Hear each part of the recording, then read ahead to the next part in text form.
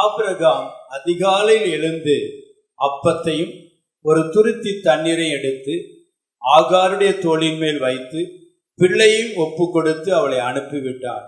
அவள் புறப்பட்டு போய் பெயர்சபாவின் வனாந்தரத்திலே அலைந்து திரிந்தார்.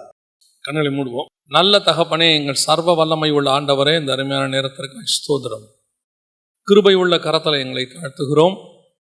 இந்த முற்பகல் வேளையிலும் நீர் எங்களோடு கூட பேசுவீராக, இடைபடுவீராக, உடைய வார்த்தைகளை அனுப்புவீராக. ஆண்டவரே, உடைய வசனத்தினால் எங்களை ஆற்றி தேற்றுவீராக. கிருபை உள்ள கரத்தில் எங்களை தாழ்த்துகிறோம் எங்கள் ஆண்டவர் இயேசுவின் நாமத்தில் பிதாவே. அல்லேலூயா, அல்லேலூயா. ஆதியாகமத்தின் புஸ்தகம் 21 அதிகாரம் 14வது வசனம் சொல்லுது, ஆபிரகாம் அதிகாலையில் எழுந்து அப்பத்தையும் ஒரு துதி தண்ணீரையும் எடுத்து ஆகாருடைய தோளின் மேல் வைத்து பிள்ளையையும் ஒப்பு கொடுத்து அவளை அனுப்பிவிட்டான். அவள் புறப்பட்டு போய் பெயர்சபா வனாந்தரத்திலே அலைந்து திரிந்தாள் அப்படின்னு. பொதுவாக இன்னைக்கு இந்த ஆகாருடைய சம்பவங்களை பார்த்து ஆடும்போது அன்னைக்கு உள்ள பரிசுத்தவான்கள் பாடினது, ஆனால் அதில் ஒரு சின்ன பிழை இருக்கு, சின்ன மிஸ்டேக். என்ன அப்படின்னா, அந்த பாட்டு பாடும்போது ஆகாரின் சத்தத்தை ஆண்டவர் கேட்டாருன்னு, ஆகாருடைய சத்தத்தை ஆண்டவர் கேட்டாருன்னு பைபிள்ல இருக்காது. ஆகாரின் பிள்ளையின் சத்தத்தை கேட்டாருன்னு தான் இருக்கும், ஆகாரின் சத்தத்தை கேட்டார்னு இருக்காது. இதுக்கு முன்னாடி 16ஆம் அதிகாரத்திலேயே ஆகார் ஓடும் போதும் ஆகாரின் சத்தத்தை கேட்டார்னு ஆண்டவர் இருக்காது, அந்த இடத்துல கண்டுன்னு தான் இருக்கும். அது ஒரு சின்ன மிஸ்டேக். அதுக்கப்புறம் தான் எனக்கு இந்த செய்தியில் ஒரு சில விஷயங்கள்லாம் உங்களோட கூட பகிர்ந்து கொள்ளணும்னு தோணுச்சு. 21ஆம் அதிகாரம் 14வது வசனத்தில் ஆகாரை குறித்து நாம் வாசிக்கிறோம். ஒரு சிலரோடு கூட பேசி கொண்டிருந்த போது இந்த சம்பவத்தை பார்க்கும்போது ஆபிரகாமுக்கு அது துக்கமாக இருந்தது. அந்த வசனம் சொல்லுது, இந்த வார்த்தை ஆபிரகாமுக்கு எப்படி இருந்ததாம்? துக்கமாக இருந்ததாம். இப்போ ஆண்டவர் சொல்றாரு, 11வது வசனம், தன் மகனை குறித்து சொல்லப்பட்ட இந்த காரியம் ஆபிரகாமுக்கு மிகவும் துக்கமாக இருந்தது. ஆண்டவர் சொல்றாரு, நீ சாராள் சொல்றதெல்லாம் கேளு அப்படிங்கிறார். சாராள் செய்யறத பார்த்தீங்கன்னா கொஞ்சம் நமக்கு இன்னைக்கு பார்த்தீங்கன்னு சொன்னா அவங்க செய்யறது ஏதோ ஒரு பெரிய தப்பு மாதிரி இருக்கும், இல்லை ஈவிரக்கம் இல்லாத மாதிரி இருக்கும். அவங்க என்ன சொல்றாங்கன்னா, அவளை அமுச்சு விட்டுருங்க, வேலைக்காரியை அமுச்சு விட்டுருங்க, பிள்ளையை அமுச்சு விட்டுருங்க, இங்கே இருக்கக்கூடாது அப்படிங்கிறாங்க. இதே அம்மா தான் ஒரு காலத்தில் இதே பிள்ளைய இதே வேலைக்காரம்மாவை மறுமனை நாட்டிய கொடுத்தாங்க. கொடுத்து இந்த வேலைக்காரியினால் என் வீடு கட்டப்படும்னு சொன்னாங்க, எல்லாம் சொன்னாங்க. பல நேரத்தில் இந்த சம்பவத்தை பார்க்கும்போது நமக்கும் அப்படிதான் தோணும். சில புறஜாதி மார்க்கத்தார் அவங்கெல்லாம் நம்மகிட்ட பேசும்போது, இது ஆபிரகாம் பண்ண தப்பு இல்லையா, ஈவிரக்கம் இல்லாமல் விரட்டி விட்டாங்களே அப்படின்னு சொல்லி பல நேரங்களில் நம்மளும் அப்படிதான் நினைக்கிறோம். நம்ம சூழ்நிலையும் அப்படிதான் இருக்கு. ஒரு குழந்தையோட அனுப்பி விட்டுட்டாங்க அப்படின்னு. ஆனால் ஆக்சுவலாக குழந்தை இல்லை, அது நீ தெரிஞ்சுக்கணும், அது குழந்தை இல்லை. அவ கூட்டிட்டு போனது ஒரு 13 வயசு வாலிப பையன். குறைஞ்சபட்சம் அதிகம் 15 வயசுக்கு மேலே இருக்கலாம், குறைஞ்சபட்சம் 13 வயசு. ஏன் அப்படின்னா, இஸ்மவேல் பிறக்கும் போது ஆபிரகாமுக்கு 86 வயசு. அப்புறம் 13 வருஷம் கழிச்சு தான் ஆபிரகாமுடைய 99 வயசுல தான் கர்த்தர் பேசுறாரு. ஒரு உற்பவ காலத்தில் சாராள் குழந்தை பெறுவாள்னு. சாராள் குழந்தை பிறக்கும்போது 90 வயசு, ஆபிரகாமுக்கு 100 வயசு. இஸ்மவேல் பிறக்கும்போது 86 வயசு. அதுக்கு அப்புறம் தான் இந்த சம்பவம்லாம் நடக்குது, விரட்டி விடுறது. ஸோ நம்ம கற்பனையில் ஆகாரின் பிள்ளையை குழந்தையை அப்படின்லாம் சொல்கிறோம். அப்படிலாம் இல்லை, குழந்தையும் இல்லை, அது பிள்ளையும் இல்லை, வாலிப பிள்ளை, டீனேஜுக்குள்ளே வந்த பிள்ளை, 13-14 வயசுக்கான ஒரு பையன். அந்த பையனை கையில் கொடுத்து, வசனம் அப்படி தான் சொல்லுது, அடிமை பெண்ணையும் மகனையும் என்ன பண்ணிட்டாம அனுப்பி விட்டுட்டான் இருக்கு. அப்படின்னா நல்லா கவனிச்சிங்கன்னா, ஒரு 14-15 வயசு ஒரு பையன், 13லேருந்து ஒரு 15 வயசுக்குள்ள இருக்கிற ஒரு பையன், அவனுடைய தாய் மறுமனையாட்டி ஆபிரகாமுக்கு அனுப்பி விட்டாங்க. இதை பார்க்கும்போது பல நேரங்களில் ஒரு உலக பிரகாரமாக நமக்கு பார்க்கும்போது, ஐயோ இப்படி அனுப்பி விட்டாங்களே, வனாந்தரத்தில் பெயர்சபா வனாந்தரம்னு இருக்கு, அனுப்பி விட்டாங்களே அப்படின்னு தோணுது. உண்மையிலே நம்மளும் இந்த மாதிரி சில சிச்சுவேஷன்ஸ்ல இருக்கிறோம். கடந்து வந்த பாதைகள் சில நேரத்தில் நான் இதில் என்னை வைத்தே பார்ப்பேன். ஏன்னா எங்களுடைய வாழ்க்கையில் நடந்த சம்பவம் தான் இது மாதிரிலாம். எங்கள் அம்மாவும் நானுமா தனியாக இருந்து வளர்ந்து ரொம்ப பிரச்சனைகளுக்கு நடுவில் இங்கே பிள்ளை சாக்கிறதை நான் பார்க்க மாட்டேன்னு ஆகார் சொன்னாங்க. ஆனா எங்க அம்மா வந்து இதுக்கு மேல வாழ்றது பிரயோஜனம் இல்லை, சூசைட் பண்ணிக்கலாம்னு சொல்லி அவங்க பிள்ளையோட சூசைட் பண்ண போனாங்க. அவங்களுக்கு ஒரே பிள்ளை தான், நான் ட்ரெயின்ல விழுந்து சாகலான்னு சொல்லி. சில நேரத்தில் இந்த சிச்சுவேஷன் இப்படி ஏற்படுது, அலைந்து திரிகிற ஒரு அனுபவம். வசனம் சொல்லுது, பெயர் சபா வனாந்தரத்தில் அவள் அலைந்து திரிந்தாள். 14வது வசனம். உண்மைதான், பல நேரத்தில் நம்ம துரத்தி விடப்படுறோம். நம்மளை பொறுத்த வரைக்கும் காரணம் இல்லை, நம்மளை பொறுத்த வரைக்கும் இப்படி நம்மளை விரட்டி விட்டுட்டாங்களே. சிலர்லாம் கை குழந்தையோட விரட்டி விட்டுறாங்க, குழந்தை பிறந்து கை குழந்தையோட விரட்டி விட்டுறாங்க. அப்படியே வந்து அந்த பிள்ளையை வளர்த்து கஷ்டப்படுறவங்க எத்தனையோ பேர் இருக்கிறாங்க. அமெரிக்கானா பிரச்சனை வேற, அதில் வந்து தனியாக போகிறது, பெண்கள் தனியாக வளர்றதுங்கிறது சாதாரணமான விஷயம் அமெரிக்காவில். இங்கே அப்படி இல்லை. ரொம்ப காலமாக நம்ம டிபெண்டபிள் லைஃப் வாழ்கிறவங்க, ஒருத்தர் சார்ந்து. திடீர்னு ஒரு நாள் இப்படி அமுச்சு விட்டாச்சுன்னா எத்தனையோ பேருடைய வாழ்க்கை தடமாறி போகுது, எத்தனையோ பேருடைய வாழ்க்கை திசை மாறிடுது, எத்தனையோ பேர் சூசைட் பண்ணி செத்துடுறாங்க. நிறைய பேர் எங்களுக்கு ஃபோன் பண்ணும்போது பார்த்தீங்கன்னா, நாங்கள் இருக்கலாமா வேணாமான்னு யோசிக்கிறோம், செத்து போயிடலான்னு நினைக்கிறோம் அப்படின்னு. எத்தனையோ சகோதரிகள் பேசும்போது, அவர் இன்னொரு மனைவியோட போயிட்டாரு, பிள்ளைய விட்டுட்டு போயிட்டாரு, என் கையில் கொடுத்துட்டு போயிட்டாரு, இந்த பிள்ளையை வளர்க்கறதுக்குள்ள நான் படுற பாடு உண்மை, 100% உண்மை. வேதாகமத்தில் கொடுக்கப்பட்டிருக்கிற எந்த சம்பவமும் பொய்யானதல்ல. அது ஏன் கொடுக்கப்பட்டிருக்கிறது என்றால், அதற்கு பின்னால் நமக்கு நடக்கிற சம்பவத்தை அதில் எப்படி கர்த்தர் அவங்களை காப்பாற்றினாரோ அந்த மாதிரி நம்மளை காப்பாற்றுவார் என்பதற்கு அடையாளமாகத்தான் இது கொடுக்கப்பட்டிருக்கிறது. ஆகாரை போல எத்தனையோ பேருடைய வாழ்க்கை, எத்தனையோ சகோதரிகளுடைய வாழ்க்கை. பொதுவாக நான் எப்பவும் சொல்லுவேன், தகப்பன் இல்லாத குடும்பம் என்பது வேலி இல்லாத தோட்டம் போல. எந்த மிருகம் வேணாலும் உள்ளே வரும். அந்த கணவன் வேலைக்கு போறான் இல்லை என்றால் ரெண்டாவது, ஆனால் அவன் இருப்பதே ஒரு பாதுகாப்பு, ஒரு ஆசீர்வாதம். தாய் இல்லாத குடும்பம் என்பது அந்த குடும்பத்தை காப்பாற்றவே முடியாது, அவ்வளவுதான். தகப்பனால நல்ல உதாரணம் லோத்தினுடைய குடும்பம். சோதோம் கொமோராவுக்குள்ளேயே, அந்த சோதோம்குள்ளேயே அந்த ரெண்டு பெண் பிள்ளைகளை, வாலிப வயது பெண் பிள்ளைகளை அந்த தாய் இருக்கிற வரைக்கும் பத்திரமா வளர்க்கப்பட்டாங்க. சோதோம் என்பது அழிவின் நகரம், கர்த்தர் அழிக்க போகிற பாவத்தின் உச்ச நகரம். அந்த நகரத்துக்குள்ளேயே அந்த 2 வாலிப பிள்ளைகளை அந்த தாய், ஏன்னா இவர் எங்க உட்கார்ந்தாருன்னா சோதோம் வாசலுக்கு போயிட்டாரு, வெளியே போயிட்டாரு. ஊருக்குள்ள இருந்தா இவருக்கு ஆபத்து, இவர் குடும்பத்தை விட்டுட்டு வெளியே போய் உட்கார்ந்து இருக்கிறாரு. ஆனால் அந்த அம்மா 2 பெண் பிள்ளைகளையும் நல்லா வளர்த்துச்சு. ஆனால் தேவன் சொன்ன இடம் தான் மலை, மலைக்கு ஓடி போங்கன்னு சொன்னார். கர்த்தர் சொன்ன இடம் பாதுகாப்பான இடம். ஆனா அந்த இடத்துல அந்த தாய் இல்ல, 2 பிள்ளையும் கெட்டு போச்சு. ஒரு குடும்பத்துக்கு தாய் ரொம்ப அவசியம், ஒரு தகப்பன் ரொம்ப அவசியம். 2 பேரும் இருந்துதான் அதை செய்யணும். இந்த கடைசி காலத்துல நான் போயிடுறேன், நீ போயிடுற, ரொம்ப கேஷுவலா பேசுறாங்க. அதாவது நம்ம வாயின் வார்த்தைக்கு கீழே ஜீவனும் மரணமும் இருக்கு. நம்ம வாயின் வார்த்தை கீழே கர்த்தர் அதிகாரத்தை கொடுத்திருக்கிறார். ரொம்ப வீட்டுல கேஷுவலா பேசுறது நமக்கு செட் ஆகாது, பிரிஞ்சிருவோம், டிவோர்ஸ் பண்ணிடுவோம். இதுக்கெல்லாம் காரணம் இந்த சீரியல் எல்லாம் வந்து கேஷுவலா டிவோர்ஸ்ங்கிறது கேஷுவல் ஆயிருச்சு. அதையும் தாண்டி யார் வீட்டுல நடக்கல, எல்லார் வீட்லயும் நடக்குது. எல்லார் வீட்லயும் நடக்கட்டும், நம்ம வீட்டுல நடக்கக்கூடாது, அவ்வளவுதான். எல்லார் வீட்லயும் நடக்குதுன்றதுனால நம்ம வீட்டுல நடக்கணுமா? அப்படி அவசியம் இருக்குதா? ஏன்னா இன்னைக்கு இந்த சினிமா மீடியாலாம் வந்த உடனே எல்லா பேப்பர்ல, டிவியில இந்த மாதிரி கேவலமான வாழ்க்கை வாழ்றவங்களுக்குலாம் அந்த சமுதாயத்துல நல்ல அந்தஸ்து கிடைச்சிருது. இதெல்லாம் பார்க்கும்போது ஒரு காலத்துல இப்படி முறை தவறி வாழ்ந்தா சமுதாயத்துல நம்ம வாழ முடியாது, நல்ல பேர் கிடைக்காது அப்படின்னு பயந்து நம்ம ஒழுக்கமா இருந்தோம். இப்ப எப்படி இருந்தாலும் ஒன்றும் பிரச்சனை இல்லை, எப்படி இருந்தாலும் வாழலாம். ஏன் என்னால முடியாதா?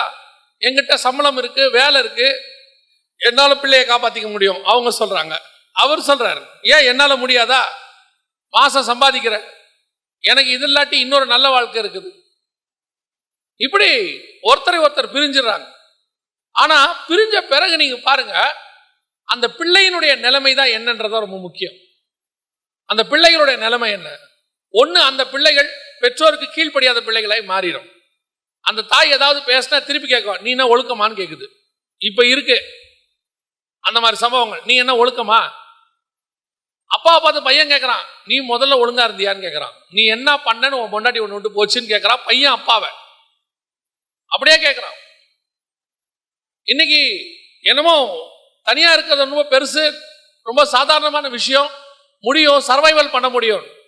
கர்த்தர் உன்னை இணைச்ச பிறகு உங்க 2 பேர் வாயில இருந்தோம் தனியா போறங்கிற பேச்சு வரவே கூடாது.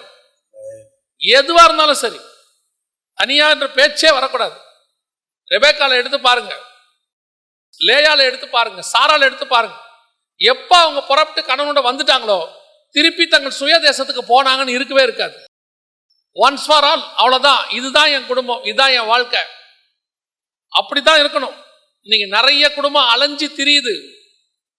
கணவனை பிரிஞ்ச மனைவியா இருக்கட்டும், மனைவியை பிரிஞ்ச கணவனா இருக்கட்டும், அலைந்து திரிகிற அனுபவம். இங்கேயும் அங்கேயும் அங்கேயும் இங்கேயும் நினைச்சுக்கிறாங்க ஃப்ரீயா இருக்கலாம், இண்டிபெண்டா இருக்கலாம், நிம்மதியா இருக்கலாம். நீங்க சகோதரனுடைய வீட்டோட சாட்சியை கேட்டிருப்பீங்க. அவங்க தகப்பனார் பண்ணதுக்கெல்லாம் அவங்க அம்மா விட்டுட்டு போயிருந்தாங்கன்னா இன்னைக்கு ஒரு ஊழியக்காரன் உருவாயிருக்க மாட்டார். எல்லாத்தையும் பொறுத்துக்கிட்டு இருந்ததுனால தான் இன்னைக்கு ஒரு ஊழியக்காரனை உருவாக்க முடிஞ்சிருக்குது.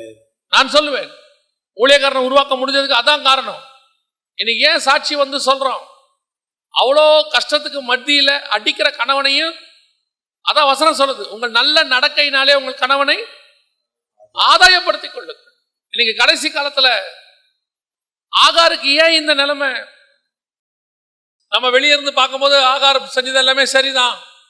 சாராள் இப்படி விரட்டி விட்டாங்க, ஈவிரக்கமே இல்லாம, அதுவும் குழந்தையோட இல்ல, ஒரு வாலிப பையனோட, 13 வயசு பையன் அனுப்பி விட்டாங்க. ஏன் அனுப்பி விட்டாங்க? சாதாரணமா இல்ல, ஏதோ ஒரு காரணம் இருக்கும். பல நேரங்கள்ல நம்ம சைட்ல இருக்க தப்பு நமக்கு தெரியாது. எங்க மாமியார் எங்களை உடனே எங்க வீட்டுக்காரையும் வீட்டை விட்டு வெளியே அனுப்பி விட்டாங்க. எல்லாத்தையும் நாங்க சம்பாரிச்சதெல்லாம் புடுங்கிட்டு அனுப்பி விட்டாங்க, தனியா அனுப்பி விட்டாங்க. நான் எப்போ அந்த மாதிரி வந்து சொல்றவங்கிட்ட சொல்லுவேன், போயிட்டு உங்க மாமியாரை வர சொல்லுங்க அப்படின்னு. ஏன் ஒன் சைடு வெர்ஷன் கேட்கும் போது எப்படி இருக்கும்? ஒன் சைடா தான் இருக்கும், அதான் உண்மை. அவர் வந்து உட்காந்து மனைவியை பத்தி பேசும்போது இந்த மனைவியோட வாழவே முடியாதுங்க. அவர் ஒரு கதை சொல்லுவார். நான் சொல்லுவேன், நீங்க உங்க மனைவியோட ஒரு தடவை வாங்க. எதுக்கு பாஸ்டர் பாரு, அந்த கதையை கேட்காம நம்ம முடிவெடுக்க முடியாது இல்ல. இவர் வந்து அந்த மேல இருக்கிற மொத்த பழியும் சொல்லிடுவார். நம்ம சைட்ல இருக்க தப்பு நமக்கு தெரியவே தெரியாது. சாராளுடைய சுபாவம் என்ன? எல்லாவற்றையும் அந்த அடிமை பெண்ணுக்கு விட்டு கொடுக்கிற ஒரு சுபாவம் இருந்துச்சு. அதே சாராள் ஏன் திடீர்னு அந்த வேலைக்காரருக்கு அதிகமாக எதிராக மாறினாங்க? ஈசாக்கு பிறக்கிற வரைக்கும் இஸ்மவேல் அவங்க தான் தூக்கி வச்சு கொஞ்சம் வளர்த்தாங்க, அவ்வளோ அன்பா வளர்த்தாங்க. ஏன் திடீர்னு அந்த பையனை அனுப்பி விடுறாங்க? வாசிங்க, ஆதியாகமத்தின் புஸ்தகம் 16ஆம் அதிகாரம் 4வது வசனம் வாசிங்க.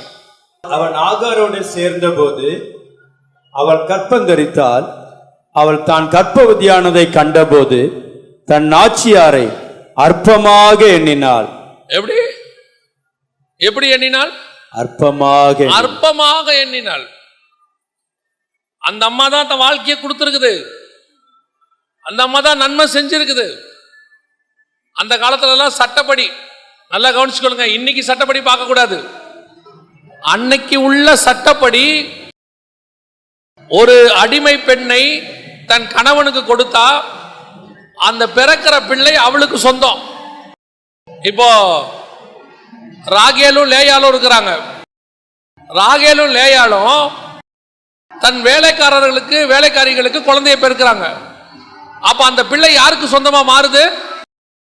லேயாளுக்கும் ராகேலுக்கும் மாறுது. அடிமை பெண்ணுக்கு பிறக்கிற குழந்தை தன் கணவனுக்கு பிறந்தால் அது தனக்குரியது. தன்னுடைய மொத்தத்தையும் விட்டுதான் சாரால் அதை விட்டு கொடுக்கிறாங்க. ஆனா நடந்தது என்ன? கர்ப்பவதி ஆன உடனே ஒரு ஆசீர்வாதம் வருதுன்னு தெரிஞ்சு, இன்னும் குழந்தை கூட பெத்தெடுக்கல, தான் கர்ப்பம் தரித்ததை கண்டு தன் நாச்சியாரை அற்பமாய் எண்ணினாள். யோசிச்சு பாருங்க, எகிப்துல எங்கேயோ அடிமையா இருந்து பார்வோனுடைய அரண்மனையில் அடி வாங்கி மிதி வாங்கி அவன் ஆபிரகாமுக்கு ஆடு மாடு கழுதையை கொடுக்குறான், கூட வேலைக்காரர்களையும் வேலைக்காரிகளையும் கொடுக்குறான். யாரு? பார்வோன். ஆடு மாடு கோவேறு கழுத வேலைக்காரர்கள். அப்ப அந்த அடிமைகளுடைய ஸ்டேட்டர்ட் என்னவா இருந்துச்சு? மிருகங்களுக்கு ஒப்பா வச்சிருக்கான் பார்வோன். அந்த மாதிரி ஒரு இடத்துல இருந்து உன்னை கொண்டு வந்து உன்னை காப்பாத்தி தன்னுடைய எஜமானுக்கு மறுமணியாட்டையா கொடுக்குறாங்க அந்த அம்மா. தன் வீடு கட்டப்படட்டும்ங்கிறாங்க. அப்பனா உன் மேல எவ்வளவு நம்பிக்கை இருந்திருக்கும், எவ்வளவு நம்பிக்கையோட அந்த வீட்டை அந்த அம்மா உன்கிட்ட கொடுத்துச்சு. நீயோ என்ன நினைக்கிற, கர்ப்பவதி ஆனதை கண்ட உடனே, இன்னும் குழந்தையே பிறக்கல, 3 மாசம் ஆயிருக்கு, கன்ஃபார்ம் ஆயிருக்கு, ஆன உடனே அற்பம். பல நேரங்கள்ல இது வேற மாதிரி நடக்குது குடும்பங்கள்ல. கணவனுக்கு உங்களை பார்த்து திருமணம் பண்ண வச்சு கூட்டிட்டு வந்தது அவங்க தான். ஆனா கர்ப்பம் தரிச்ச உடனே அதுக்கப்புறம் அது ஏன் வீடு, இவங்களுக்கு இங்க என்ன வேலை, வசனம் வேற சொல்லுவாங்க. இது முதல் கொண்டு தன் தாயும் தகப்பனையும் பிரிந்திருப்பான்னு இருக்குதே, அப்பனா அவர் என் கூட தனியா வந்துட வேண்டியதானே அப்படின்னு கேட்கிறாங்க. இது மட்டுமா வசனத்துல இருக்குது? இன்னொரு வசனம் இருக்குது இல்ல, ராஜகுமாரத்தியே உன் தகப்பன் வீட்டை மறந்து விடு, அப்பொழுது ராஜா உன் அழகிலே பிரியமாய் இருப்பார். நீங்க உங்க தகப்பன் வீட்டை மறந்துட்டீங்களா? ஆனா கணவன் மட்டும் தகப்பன் வீட்டை மறந்துடணும். ஒரு குழந்தை பிறந்த உடனே என் பிள்ளைக்கு என்ன பண்றது, என் பிள்ளைக்கு சொத்து சேர்க்கணும், என் பிள்ளை பேர்ல வாங்கணும், உடனே மாமனாரும் மாமியாரும் அற்பமாய் எண்ணப்படுகிறார்கள். உடனே அவங்க மேல இன்னைக்கு இருக்கு, எல்லா இடத்துலயும் இருக்கு. இன்னைக்கு சயின்ஸ் வளர்ந்துருச்சு, டெக்னாலஜி வளர்ந்துருச்சு. இன்னைக்கு வந்துட்டு எல்லாருக்கிட்டையும் ஸ்மார்ட் போன், ஸ்மார்ட் டிவின்னு ஒன்னே மனித மாண்பு அன்பு குறைஞ்சு போச்சு. இப்ப எல்லாம் மிஷினா மாறுது. ஏன்னா இது மிஷினோட தான் அதிகமா பழகுது. ஒன்னு லேப்டாப்போட இருக்குது, இல்ல போனோட இருக்குது. அதிகமா மிஷினோட இருக்கிறதுனால இது சுபாவம் எப்படி மாறுது, மிஷின் மாதிரி மாறுது. அதிகமா மனுஷனோட இருந்தா அது மனுஷன் மாதிரி மாறும். நம்ம யார் கூட அதிகமா இருக்கிறோமோ அவங்கள மாதிரி மாறுவோம். ஃபாதர் பெர்க்மன்ஸோட கொஞ்சம் பேர் இருக்கிறாங்க, நீங்க அவங்கள பாருங்க, ஐயா மாதிரியே பாடுவாங்க. வேற டிஜிஎஸ்ட கொஞ்சம் பேர் இருந்தாங்க, அவரை பாருங்க, அவரை மாதிரியே பேசுவாங்க. யார் கூட இருக்கிறோமோ அது மாதிரி ஆகும். நீ அதிகமா போன் கூட இருக்கிற, அதிகமா மிஷின் கூட இருக்கிற, அதிகமா டிவியோட இருக்கிற, சோ நீ மிஷின் மாதிரி மாறுற. உனக்கு அன்பு இல்லாம போச்சு, சுபாவ அன்பு கிடையாது. இன்னைக்கு ஏன் உனக்கு இந்த நிலைமை? மாமனார் மாமியார் சொத்தெல்லாம் புடுங்கிட்டு விரட்டி விட்டாங்க எங்களுக்கு மேல, அவங்க எல்லாத்தையும் வாங்கிக்கிட்டாங்க. திடீர்னு ஒரு நாள் வெளியே போக சொன்னாங்க. ஏன் சொன்னாங்க? ஏன் சொன்னாங்க? அவங்க சொன்னது தப்புன்ற மாதிரி ஊர் ஃபுல்லா சொல்லிட்டோம், விரட்டி விட்டாங்க. எங்களுக்கு வீட்டுல பங்கு தரல, எங்களுக்கு சொத்துல பங்கு தரல, எங்களை விரட்டி விட்டாங்க. எல்லாம் உண்மைதான். ஏன் விரட்டினாங்க? ஏன் சொத்துல பங்கு தரல? நம்ம சைடு என்ன இருக்குது அதை பார்க்கணும். உன் சைடு எந்த தீங்கும் இல்லாமல், ஒரு தவறும் இல்லாமல் சவுல் தாவீதை துரத்தினது போல உன்னை துரத்தினால் கர்த்தர் உன் பட்சத்திலிருந்து உன்னை கண்டிப்பாக ராஜாவாக மாற்றுவார். அவர் நீதி உள்ள நியாயாதிபதி.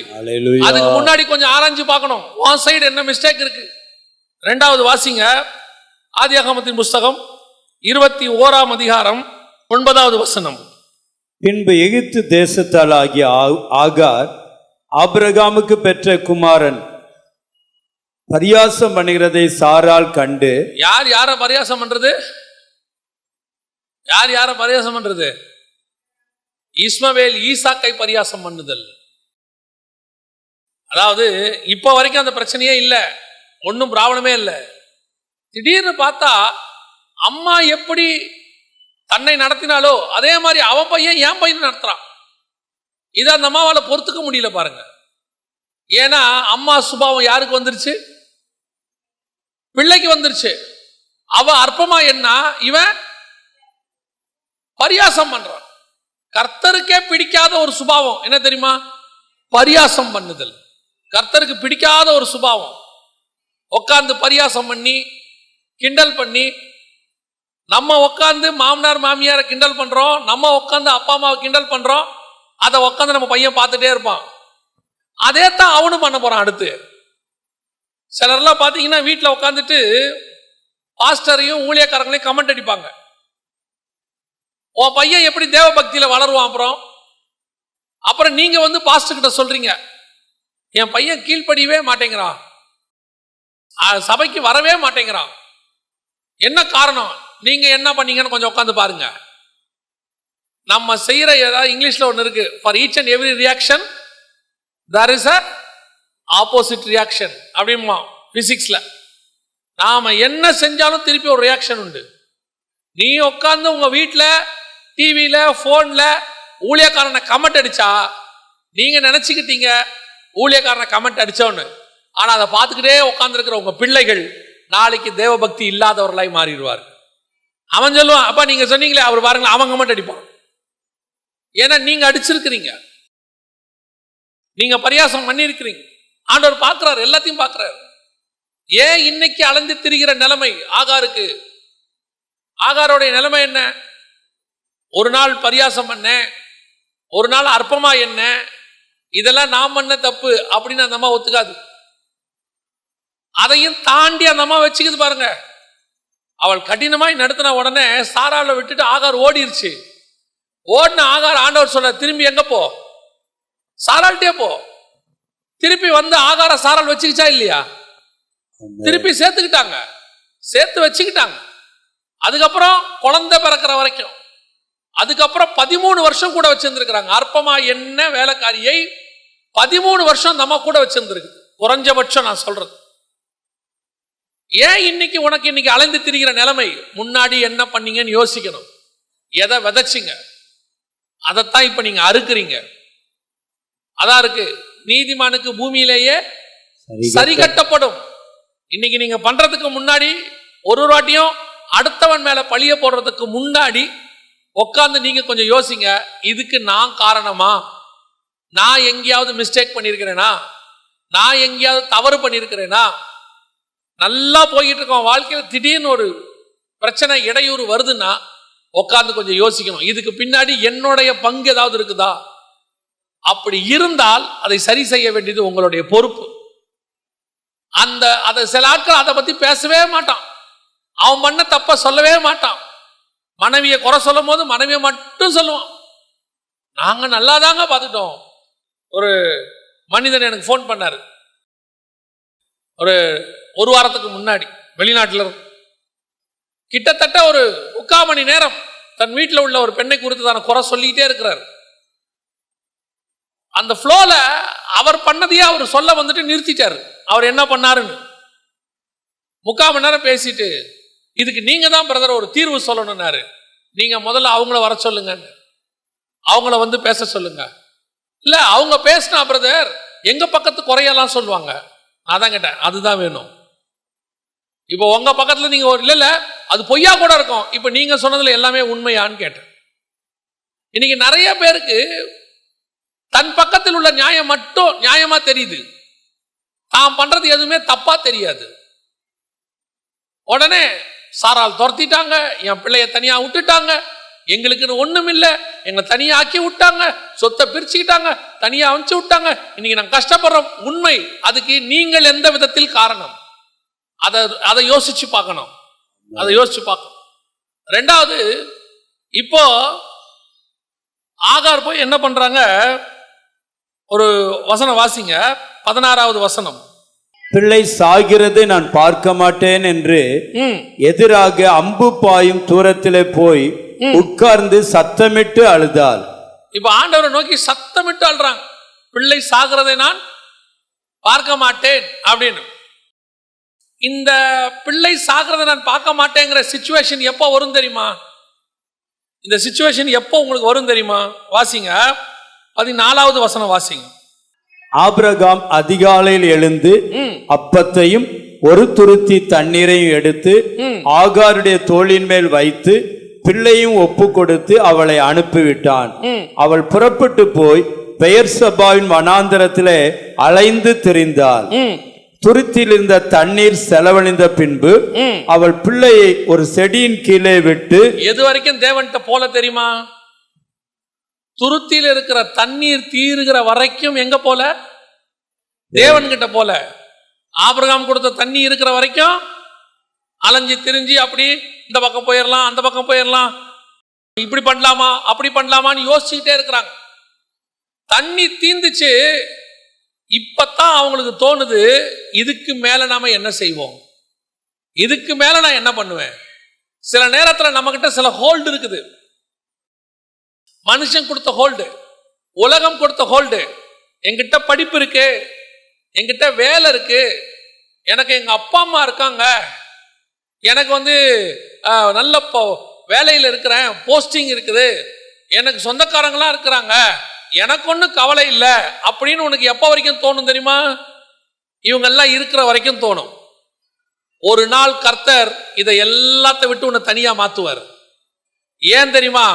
இதெல்லாம் தனியா மாறினாதான் தேவனை நோக்கி நீ கத்த தொடங்குவ, தேவனை நோக்கி நீ அழத் தொடங்குவ.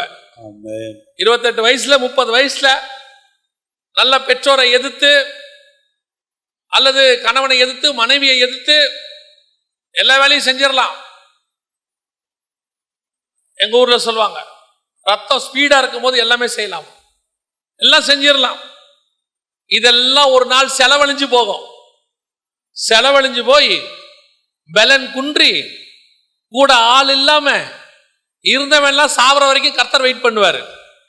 எனக்கு என்னங்க கவலை, எங்க அப்பா இருக்கிறாரு. அப்படியா? கர்த்தர் பாப்பாரு. அப்பா சாவர வரைக்கும் வெயிட் பண்ணுவோம், பொறுமையா வெயிட் பண்ணுவோம்.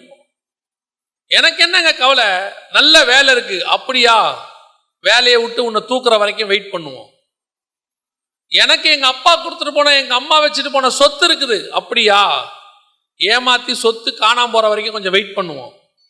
கர்த்தர் பொறுமை உள்ளவராய் காத்துக்கிட்டே இருப்பாரு.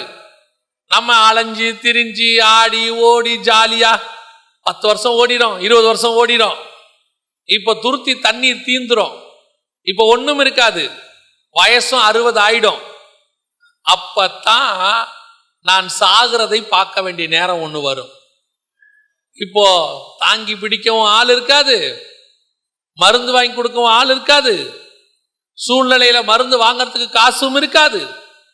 40 ஆடின ஆட்டத்தினுடைய விளைவு 60 காட்டுவார் கர்த்தர்.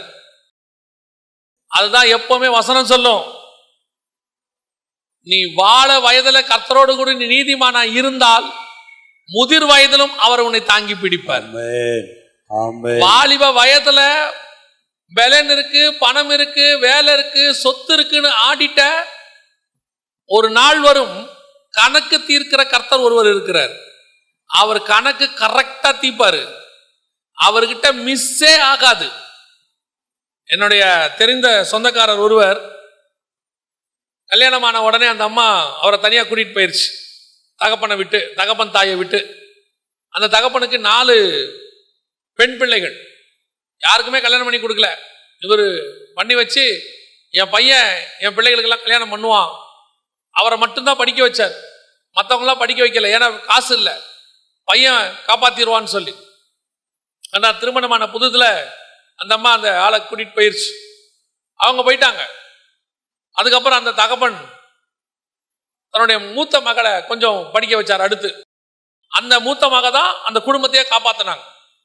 தங்கச்சிகளுக்கெல்லாம் கல்யாணம் பண்ணி வச்சாங்க, சீர் செஞ்சாங்க, எல்லாம் பண்ணாங்க. இந்த மனுஷன் கண்டுக்கவே இல்லை. பெரிய போஸ்டிங், அந்த காலத்திலே மாசம் 40,000 சம்பளம். 1970-80 40,000 சம்பளம், பெரிய சென்ட்ரல் கவர்மெண்ட்ல இருந்தாரு. கண்டுக்கல. ஆனா நீதிமான், சிகரெட் பிடிக்க மாட்டாரு, குடிக்க மாட்டாரு, எந்த கல்யாணத்துக்கு வந்தாலும் கோட்டு போட்டு நீட்டா நிப்பாரு. பாக்குறவங்களாம் சொல்லுவாங்க, பெரிய இடத்துல வேலை பார்க்கறாரு, பெரிய மனுஷன், நல்லவன். ஆனா குடும்பத்தை கவனிக்காத பையன். நாள் வந்தது, அவருக்கு ஒரே மக, அதை டாக்டருக்கு படிக்க வச்சாரு, அதை வெளிநாட்டில் கல்யாணம் பண்ணி கொடுத்தார். இவருடைய தகப்பன் சாகும்போது அந்த தகப்பன் சொன்னாரு, என் பையனை ஒரு தடவை பார்க்கணும், வர சொல்லு அப்படின்னு. இவர் பையனுக்கிட்ட சொன்னோடனே அவர் சொன்னாரு, அவரும் போறதுக்கு ரெடியா தான் இருந்தார். ஆனா அந்த மருமக சொல்லிருச்சு, இப்ப எதுக்கு போய் செலவு பண்ணி பார்க்கணும், போய்க்கலாம், பின்னாடி ஏதாவது நியூஸ் வந்தா போய்க்கலாம் அப்படின்ட்டாங்க. கடைசியில் அந்த தகப்பன் தன் மகனை பார்க்காமே செத்து போனார். அதற்கு பிறகு காலங்கள் உருண்டோடுச்சு. அந்த மகனுக்கு ஒரு மகள் பிறந்து, அவள் டாக்டருக்கு படிச்சு அவ வெளிநாட்டில் வேலைக்கு பார்க்க போயிட்டான். அங்கேயே திருமணம் ஆயிடுச்சு, எல்லாம் முடிச்சாச்சு. இவருக்கு 70-72 வயசு, சாக படுக்கையில் இருந்தாரு. நான் தான் கூட நின்றுகிட்டு இருந்தேன். சாக படுக்கையில் இருந்தாரு.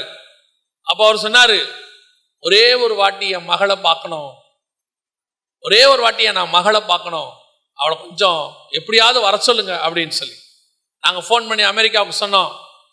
அந்த மகளும் உடனடியாக நான் கிளம்புறேன் அப்படின்லாம் சொல்லிட்டு கணவனும் மனைவியும் கிளம்புனாங்க. கிளம்புற நேரத்தில் அந்த கணவனுக்கு மட்டும்தான் வீசா கிடைச்சிச்சு அங்கேருந்து வர்றதுக்கு. மகளுக்கு கிடைக்கல. மக சொல்லுச்சு, என்னால வர முடியல, அவர் அனுப்பி வச்சிருக்கிறேன், அவர் வந்து எல்லாம் பண்ணுவாருன்ட்டு. அவர் வந்தாரு, பார்த்தாரு, கடைசி காரையெல்லாம் அவர் தான் பண்ணாரு. ஆனா சாகும்போது அந்த மனுஷன் சொன்னாரு, இவர் வந்ததுக்கு என் மக வந்திருந்தா ஒரு வார்த்தை நான் பார்த்திருப்பேனே, என் மகளை பார்க்காமையே சாகுறனேனாரு. தன் தகப்பனை தன்னை பார்க்க விடாமல் தன் தகப்பன் செத்து போனான். 70 வருஷம் கழிச்சு கர்த்தர் நியாயம் தீர்த்தார். கர்த்தரை சாதாரணமா நினைச்சிடாதீங்க. ஜீவ புஸ்தகத்துல, ஞாபக புஸ்தகத்துல எல்லாத்தையும் எழுதி வச்சிருப்பாரு. நீ உன் தாய் தகப்பனுக்கு என்ன விதைக்கிறையோ அதை உன் பிள்ளைகளை கொண்டு கர்த்தர் நியாயம் தீர்ப்பார். உன் பேர பிள்ளைகளை கொண்டு நியாயம் தீர்ப்பார். இன்னைக்கு படிப்பு, சம்பாத்தியம், ஆஸ்தி கையில இருக்குது, ஆடுற ஆட்டம், கையில சம்பாத்தியம், மனைவிக்கும் வேலை, கணவனுக்கும் வேலை, கணவனை விட மனைவிக்கு பெரிய வேலை. No, I won't come, I am very busy. ஆண்டவர் பாப்பாரு, போ போயிட்டே இரு. 40 வருஷம் கழிச்சு நான் சொல்லுவேன், ஐ am very busy. எவ்வளவு படிப்பு இருந்தாலும், எவ்வளவு பணம் இருந்தாலும் தாழ்மை இருக்கணும். அடுத்தவங்களை அற்பமா எண்ணக்கூடாது. சாராள் வயசானவங்க தான், ஆனா அற்பமா எண்ணக்கூடாது. கேள்விதான், 90 வயசு கேள்விதான். நீ வாலிப பிள்ளை தான் ஆகார், உனக்கு குழந்தை பிறக்குது, அவளுக்கு பிறக்கல, இருக்கட்டும், அவளை அற்பமா எண்ணாத. அதுக்கு அவளுக்கு ஒரு குறை. கர்த்தர் நினைத்தால் உன்னை வனாந்தரத்தில் தள்ளி அவளுக்கு ஒரு பிள்ளையை கொடுப்பதற்கு வல்லமை உள்ள தேவனாகவே இருக்கிறார். தேவன் எப்பவும் எதையும் செய்வார். நீ ஒரு பிள்ளை வயிற்றுல வந்ததுக்கு அவளை அற்பமா நினைச்ச, 13 வருஷம் கழிச்சு கர்த்தர் அவளுக்கு பிள்ளையை கொடுத்துட்டாரு. இப்ப என்ன நடந்துச்சு யோசிச்சு பாருங்க. அலைஞ்சு திரியுறது. இதுக்கு காரணம் என்ன? கடைசியில அந்த தண்ணி கையில இருக்கிற வரைக்கும் ஒரு நம்பிக்கை, எப்படியாவது வாழ்க்கையை போட்டுடலாம், எப்படியாவது செஞ்சிடலாம். ஆனால் துருத்தியின் தண்ணீர் தீர்ந்த போது இனி அவளுக்கு தெரிஞ்சிருச்சு, இவ்வளவுதான் லைஃப், இதுக்கு மேல நான் ஒன்றும் பண்ண முடியாது, நானும் ஒன்றும் பண்ண முடியாது, என் பிள்ளையும் ஒன்றும் பண்ண முடியாது. இந்த மாதிரி ஒரு இடத்துல கொண்டு வந்து கர்த்தர் நிறுத்துவார். ஒரு லாக். எதுக்கு தெரியுமா? நீ தேவனை நோக்கி பார்ப்பதற்கு. ஆமென். அப்பதான் ஆகாருக்கு தெரியும், ஐயோ நான் எங்க நாச்சியார் வீட்டுல இருந்திருந்தாலே என் பையனை ராஜா மாதிரி பார்த்துக்கிட்டாங்களே, நாங்க பண்ண தப்பு தானே இன்னைக்கு வந்து நானும் என் பையனும் நடுத்தர்ல நிக்கிறோம், வனாந்தரத்துல நிக்கிறோம். நான் கொஞ்சம் பொறுமையா போயிருக்கலாமே, நான் கொஞ்சம் அட்ஜஸ்ட் பண்ணி போயிருக்கலாமே, நான் என் ஸ்தானத்தை புரிஞ்சிக்காம பெருசா நினைச்சிட்டேனே, இன்னைக்கு வனாந்தரத்துல நிக்கிறேனே. ஆண்டவர் உன்னை எதுக்கு தெரியுமா அந்த இடத்துல கொண்டு நிறுத்துறாரு? உன்னை சாகடிக்கணுங்கிறதுக்காக இல்ல, நீ உணர்வடைய வேண்டும் என்பதற்காக. ஆமென். நீ அதை உணரணும். சில நேரங்கள்ல கர்த்தர் உன்னை கடினமான பாதைகளை நடத்துறதுக்கு அதான் காரணம். நீ உணர்வடைய வேண்டும் என்பதற்காக, நீ தேவனை அறிய வேண்டும் என்பதற்காக. அதே அற்ப குணத்தோட, அதே பரியாசம் பண்ணுகிற சுபாவத்தோட நீ இருப்பாயானால் நீ முடிவு பரியந்தம் உன் வாழ்க்கை நல்லா இருக்காது. அதை கர்த்தர் உடைக்கிறார். ஒரு இடத்துல உன்னை மாத்த விரும்புறார். இப்போ வசனம் சொல்லுது, அந்த துருத்தியின் தண்ணீரை இருக்கிற வரைக்கும் அவள் தேவனை நோக்கி பார்க்கல. எப்ப துருத்தியின் தண்ணீர் தீர்ந்துச்சோ அவள் தேவனை நோக்கி பார்த்தாள். தேவனை நோக்கி பார்த்த உடனே, சொல்லுங்க, நான் வசனத்தை வாசிங்க, நான் முடிக்கிறேன். 19வது வசனம். தேவன் அவளுடைய கண்களை திறந்தார். அப்பொழுது அவள் ஒரு தண்ணீர் துறவை கண்டு போய் துருத்தியிலே தண்ணீர் நிரப்பி பிள்ளைக்கு குடிக்க கொடுத்தாள். அப்பனா அந்த துருத்தி, அந்த துறவு எங்கதான் இருந்துச்சு? துறவு எங்கதான் இருந்துச்சு? பக்கத்திலே தான் இருந்துச்சு. கர்த்தர் உன் கண்ணை அடைச்சு வச்சிருந்தாரு. உனக்கு ஆசீர்வாதத்தை கொடுக்கிற எத்தனையோ காரியங்கள் உன் பக்கத்திலே தான் இருக்குது. கர்த்தர் தான் உனக்கு அது கிடைக்க விடாம பண்ணி வச்சிருக்கிறாரு. ஏன்? நீ எப்போ கர்த்தரை நோக்கி பார்க்கிறையோ அப்பொழுது கர்த்தர் உன் கண்களை திறந்த அந்த துறவை உன் கையிலே கொடுப்பார். நம்ம நினைச்சிட்டோம், ஆனா சாவர இடத்துக்கு வந்துட்டோம், அவ்வளவுதான், டெட் பெட்டு. நான் எப்பவும் சொல்லுவேன், ஆண்டவர்கிட்ட எண்டே கிடையாது. ஏன்னா அவரே எண்டு இல்லாதவர். அவர் ஆரம்பம் முடிவு அதெல்லாம் கிடையாது. அவர் வந்து ஆதியும் அந்தமும் ஆனவர், ஆரம்பம் முடிவும் இல்லாதவர். அவர்கிட்ட முடிவே கிடையாது, அவர்கிட்ட எண்டே கிடையாது. ஒன்லி பெண்டு தான். பெண்டுனா என்னன்னா, அது எண்டு மாதிரி தெரியும், அந்த இடத்துல ஒரு ரூட் வச்சிருப்பாரு. சில இடத்துல பாத்தீங்கன்னா அப்படி போயிட்டே இருப்பீங்க, போற இடத்துல ஐயோ இது முட்டுச்சந்து போல, நம்ம தப்பா வந்துட்டோம்னு பார்த்தா கடைசியா ஒரு லெஃப்ட் இருக்கும், இல்ல ஒரு ரைட் இருக்கும், ஒரு சின்ன வழி, அதுல போறதுக்கு ஒரு வழி இருக்கும். நம்ம ஆண்டவர் அந்த மாதிரி தான். தூரத்துல இருந்து பாக்குற வரைக்கும் நம்ம கண்ணுக்கு அவர் வச்சிருக்கிற வழி தெரியவே தெரியாது. நீ எப்போ தேவனோடு கூட ஒப்புரவாகிறையோ அப்பொழுது கர்த்தர் உங்கள் கண்களை திறப்பார். உங்கள் பக்கத்திலேயே அந்த துறவு இருக்கும். அந்த துறவு நீங்க வாழ்நாளெல்லாம் உங்களை காப்பாத்துகிற துறவாக இருக்கும். அதுதான் கர்த்தர் கொடுக்கிறது. அந்த வசனம் பாருங்க, தேவன் பிள்ளையினுடைய இருந்தார், அவன் வளர்ந்து வனாந்தரத்தில் குடியிருந்து வில்வித்தையில் வல்லவனானான். கடைசி வரைக்கும் அந்த துறவு அவனை காப்பாத்திருச்சு. உன்னை கடைசி வரைக்கும் காப்பாற்றுற துறவு உன் பக்கத்திலே தான் இருக்கு. உன் ஆசீர்வாதம் உன் பக்கத்துல தான் இருக்கு. உன்னை மீட்கிற தேவன் உன் பக்கத்திலே தான் இருக்கிறார். அது உங்களுக்கு 70 இருக்கட்டும், 80 இருக்கட்டும், 90 இருக்கட்டும், என்ன வயசா வேணா இருக்கட்டும். சில நினைக்கிறாங்க, பிள்ளை கைவிட்டான், மக கைவிட்டுட்டாங்க, உழைச்ச காலத்துல என் சம்பாத்தியத்தெல்லாம் வாங்கிட்டாங்க, இப்ப என்னை எல்லாரும் விட்டுட்டாங்க, ஒரு மருந்து மாத்திரை வாங்கறதுக்கு கூட அவங்களை கேட்டு வாங்க வேண்டி இருக்கு, ரொம்ப அவமானப்படுத்துறாங்க நீங்க நினைச்சீங்கன்னா, வெரி சிம்பிள். நீங்க தேவனை நோக்கி பாருங்க, உங்கள் தலையை நிமிர பண்ணுகிற ஒருத்தர் உங்க பக்கத்துல தான் நிக்கிறார். ஹல்லேலூயா. உங்க தலையை அவர் நிமிர பண்ணுவார். ஒரே ஒரு சாட்சியை நான் சொல்லிட்டு முடிக்கிறேன். ஒரு தகப்பன் தன்னுடைய 3 பிள்ளைகளை ரொம்ப கஷ்டப்பட்டு வளர்த்தார். ஆனா அவர் பார்த்த வேலையில கவர்மெண்ட் வேலை தான். ரிட்டையர் ஆகும்போது ஒரு ஆபீசர் கையெழுத்து போடாம விட்டுட்டார், வேணுன்ட்டே இவர் மேல உள்ள கோபத்துல. அதனால இவருக்கு வர வேண்டிய PF, ESI, பென்ஷன் எதுவுமே வரல, எல்லாம் ஸ்டாப் ஆயிடுச்சு. அந்த குடும்பத்தை நடத்த ரொம்ப கஷ்டப்பட்டார். அப்பொழுது அவருக்கு கிட்டத்தட்ட 70 வயசு ஆயிடுச்சு. ஏன்னா 58ல ரிட்டையர் ஆனாரு. ஒரு 10-12 வருஷம், 70 வயசு ஆயிடுச்சு. சொந்தக்காரங்க மத்தியில் பரியாசம், 2 பொண்ணு, ஒரு பையன், எப்படி வளர்க்கறது கஷ்டம். லிட்டரலா காலையில பால் வாங்க கஷ்டம், அந்த மாதிரி கஷ்டப்பட்டாங்க. எல்லாரும் பரியாசம் பண்ணாங்க. அவ்வளவுதான், வாழ்க்கை முடிஞ்சிருச்சு, எல்லாம் முடிஞ்சு போச்சு அப்படின்னு நினைச்சாங்க. ஆனா கர்த்தருடைய கிருபை, அவர் ஆண்டவரை ஏற்றுக்கொண்டு திருச்சபைக்கு வந்தாங்க. அதுக்கு முன்னாடி அவங்க ஆண்டவரை ஏற்றுக்கொள்ளல, ஏற்றுக்கொண்டு திருச்சபைக்கு வந்தாங்க. கர்த்தர் கொஞ்சம் கொஞ்சமா அவங்க பிரச்சனையை மாத்தினார். ஒரே நாள் திடீரென்று பாத்தீங்கன்னா அரசாங்கத்துல இவருக்கு ஃபேவரா கேஸ் மாறிடுச்சு. அந்த சைனை போட சொல்லி உத்தரவு வந்துச்சு. ஒரே நாள் பல லட்சம் ரூபாய் கையிலே வந்து நின்றது. 70-72 வயசுல பால் வாங்க காசு இல்லாம இருந்த மனுஷன் இன்னைக்கு அவருடைய பையன் 2 கம்பெனிக்கு ஓனரா, இந்தியாவிலேயே மிகப்பெரிய கம்பெனியில அந்த கம்பெனி ஒரு கம்பெனியாக இருக்கிறது. நான் சொல்றது ஒரு 10 வருஷத்துக்கு முன்னாடி. தேவன் எந்த வயசுலயும் உன்னை ஆசீர்வதிக்க வல்லமையுள்ளவராய் இருக்கிறார். அவர் ஜீவனுள்ள தேவன். உங்க 70லயும் ஆசீர்வதிப்பார். உன் பிள்ளைகள் உன்னை உதாசீனப்படுத்தினா கவலைப்படாதீங்க, அது அவனுக்கு பின்னாடி கண்ணியா விளங்கும். ஆனா உங்களை அனுப்புற வரைக்கும், பரலோகத்துக்களை ஏற்றுக்கொள்ளுகிற வரைக்கும் பூமியிலே உங்களை பத்திரமாய் தேவன் பாதுகாப்பார். அவர் நம்ம ஆண்டவர், சர்வ வல்லமை உள்ள தேவன். உன்னை காப்பாத்துகிற துறவு உன் பக்கத்திலே தான் இருக்குது.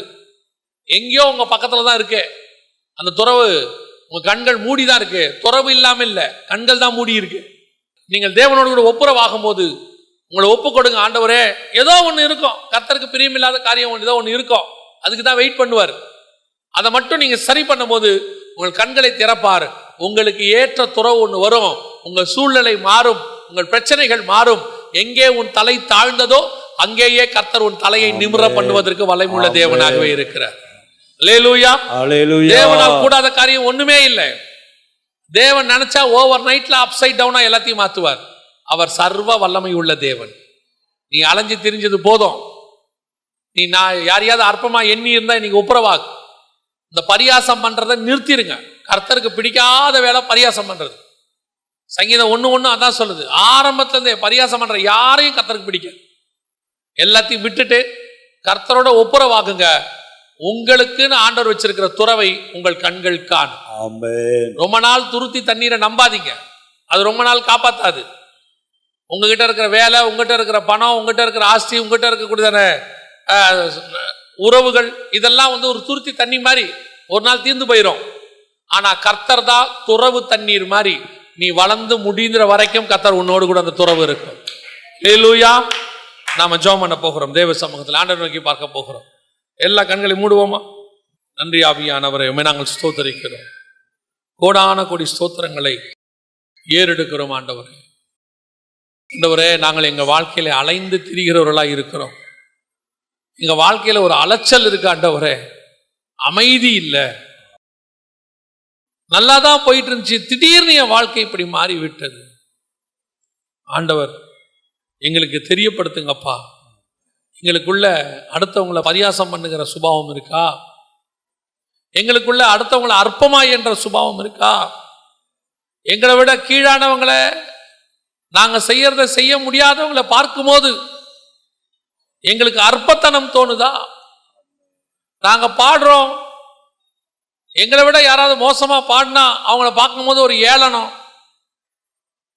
செய்தி யாராவது கொஞ்சம் குறைவா கொடுத்தா ஒரு ஏளனம், உன்னை விட கொஞ்சம் கலர் கம்மியா இருந்தா அவங்க மேல ஒரு ஏளனம், வசதியில குறைவா இருந்தா அவங்க மேல ஒரு ஏளனம், பரியாசம், அற்பம். ஒருவேளை உன் பிள்ளை நல்ல சிபிஎஸ்சியில படிக்குது, கவர்மெண்ட் ஸ்கூல்ல படிக்கிற பிள்ளைய பார்த்தா ஒரு அற்பத்தனம். கவர்மெண்ட் ஸ்கூலான்னு கேட்கிறது, அந்த கேள்வியிலேயே பரியாசம். நல்ல எல்லாத்தையும் கர்த்தர் பார்த்துக்கிட்டே இருக்கிறாரு, பார்த்துக்கிட்டே இருப்பாரு. நல்ல ஏழையா இருந்து கர்த்தருக்கு உண்மையா இருந்தா கர்த்தர் பணக்காரனா உனக்கு கொண்டு போய் உட்கார வைப்பார், ஆசீர்வாதத்தை கொடுப்பார். ஒருவேளை நீ பணக்காரனா இருந்து கர்த்தருக்கு தூரமா இருந்தா உன்னை ஏழையா மாத்துறதுக்கும் கர்த்தரால முடியும். கர்த்தர் விரும்புகிறது உள்ளான மனுஷனை மட்டும்தான். வெளியே உள்ள ஆசீர்வாதம் கர்த்தரால ஈஸியா கொடுக்க முடியும், ஈஸியா எடுக்கவும் முடியும். யாரையும் அற்பமா எண்ணாதீங்க, பரியாசம் பண்ணாதீங்க. அதே நேரத்தில் யாராவது கொடுக்கிற துருத்தி தண்ணீரை ரொம்ப நாள் நம்பாதீங்க, அது ஒரு குறிப்பிட்ட காலம் வரைக்கும் தான் வரும். எலியா ஒரு வேலைக்காரன் நிறுத்தி இதே பேர்சவா வனாந்தரத்தில் நடந்தான், அவனால ஒரு நாள் தான் நடக்க முடிஞ்சிச்சு. ஆனா தேவ தூதன் கொடுத்த பலத்துல நடந்தான், இரவும் பகலும் 40 நாள் நடந்தான் இருக்கு. மனுஷ பலம் ஒரு நாள், தேவ பலன் 40 நாள். ஆமென். உங்களுடைய பலன் கர்த்தர் மேல நம்பிக்கையா இருக்கட்டும். என் பலவீனத்தில் அவருடைய பலன் பூரணமாய் விளங்கும் என்று சொல்லப்பட்டிருக்கு. இன்னைக்கு ஒப்பு கொடுங்க ஆண்டவர்கிட்ட. நீ யாரையாவது பரியாசம் பண்ணியிருந்தீங்கன்னா, உன் தாய் தகப்பனுக்கு விரோதமா பண்ணியிருந்தீங்கன்னா, உன் மாமனார் மாமியாருக்கு விரோதமா அற்பமா நினைச்சு அவங்களை ஏதாவது கொண்டு போய் ஹோம் ஹாஸ்டல்ல விட்டுருந்தீங்கன்னா, இன்னைக்கு ஒப்புரவாகு, போய் கூட்டிட்டு வா. இன்னைக்கு நீ ஒப்புரவாகு, தேவனோடு கொடு. ஆண்டவர் உன் கூட தான் பேசிக்கிட்டு இருக்கிறார், நீ ஒப்புரவாகு. கர்த்தர் உன்னை மீட்க வல்லமை உள்ளவராக இருக்கு, ஆசீர்வதிக்க வல்லமை உள்ளவராக இருக்கு. நாம ஜெபம் பண்ண போகிறோம். எங்கள் சர்வ வல்லமை உள்ள தகப்பனே, ஆகாரை போல அலைந்து திரிந்து கொண்டிருக்கிற ஆவிக்குரிய வாழ்க்கை ஆண்டவரே, இன்னும் அவங்களுக்கு சரியான ஒரு வழி கிடைக்கலப்பா. பிள்ளைகளை வளர்க்க ரொம்ப கஷ்டப்பட்டுக்கிட்டு இருக்கிறாங்க ஆண்டவரே. எங்கே நாங்கள் விழுந்து போனோம் என்பதை ஆராய்ந்து பார்க்கிற ஒரு சுபாவத்தை கொடுங்கப்பா. அங்கேயே நீர் உயர்த்த வல்லமை உள்ளவராய் இருக்கிறேன். எங்களை சரிப்படுத்திக் கொள்ள, யாருக்கு விரோதமாய் அற்பமாய் பேசி இருந்தால், யாருக்கு விரோதமாக பரியாசம் பண்ணி இருந்தால், எங்களை இன்னைக்கு தாழ்த்தி ஒப்பு கொடுக்கிறோம் ஆண்டவரே. எங்கள் நம்பிக்கை மனுஷன் மேல இருந்தா, மனுஷன் கொடுத்த துருத்தியின் தண்ணீர் மேல இருந்தா, இன்னைக்கு மாத்திக்கிறோம் ஆண்டவரே. எங்கள் நம்பிக்கை துருத்தியின் தண்ணீர் அல்ல, துறவின் தண்ணீரின் மேல் மாறுகிறது. துறவின் தண்ணீர் மேல் மாறுகிறது. அந்த தண்ணீர், அந்த நதியின் தண்ணீர் வற்றி போகவே போகாது. முடிவு பரியந்தம் அது பரலோகத்தில் கொண்டு போய் சேர்க்கும். எங்களை தாழ்த்துகிறோம், வழி நடத்தும் எங்கள் ஆண்டவர் இயேசுவின் நாமத்தில் பிதாவே, ஆமென்.